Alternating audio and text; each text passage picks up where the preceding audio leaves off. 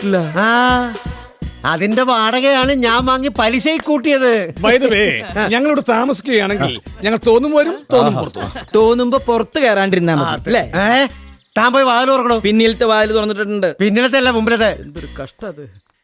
ഈ വീടിന് ഞങ്ങൾ തന്ന വാടക കുറച്ച് കൂടുതലാണെങ്കിലും രൂപ ഞങ്ങൾക്കൊരു വിഷയമല്ല. അതെന്താ കയ്യില് കാശൊന്നുമില്ല? അതല്ല, പണം വരും പോകും. നിങ്ങൾക്കറിയോ, സൗദിയിൽ ഞാൻ വെറുതെ അങ്ങോട്ടും ഇങ്ങോട്ടും നടന്ന് 35,000 രൂപ ശമ്പളം വാങ്ങിയിരുന്ന ആളാ. അതൊക്കെ എന്റെ കാലം. വെറുതെ അങ്ങോട്ടും ഇങ്ങോട്ടും നടക്കണേ 35,000 രൂപ ശമ്പള. വെറുതെ അല്ല, അങ്ങോട്ട് നടക്കുമ്പോ തലയിൽ സിമന്റ് ചാക്ക് ഉണ്ടാവും, ഇങ്ങോട്ട് നടക്കുമ്പോ ഹോളോ ബ്രിക്സ് ഉണ്ടാവും. അപ്പൊ അതാണ് പണിയില്ലേ? ഇവിടെ ടി വി ഒന്നും ഇല്ലല്ലേ?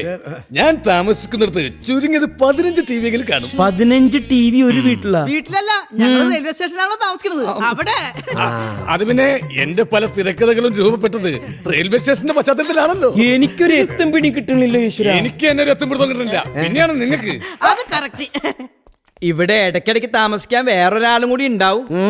ശിവൻകുട്ടി, ഈ സാർമാർക്ക് ബുദ്ധിമുട്ടുണ്ടാവും. അതൊന്നും സാരമല്ലടോ. അതെ, വീട് ഇഷ്ടപ്പെട്ടില്ല സാർമാർക്ക്? സോറി ബ്രദർ, ഇതെന്ത് വീടാണ്? ഇവിടെ AC ഉണ്ടോ? വിശ്രമവേളകൾ ആനന്ദകരമാക്കാൻ TV ഉണ്ടോ? എന്തിന്? നല്ലൊരു കക്കൂസ് ഉണ്ടോ? ഈശ്വരാ, തലയിലുള്ളതും പോയി. No no no no no. ഇത്തരം വൃത്തികെട്ട സ്ഥലത്തിരുന്ന് കഥ എഴുതാൻ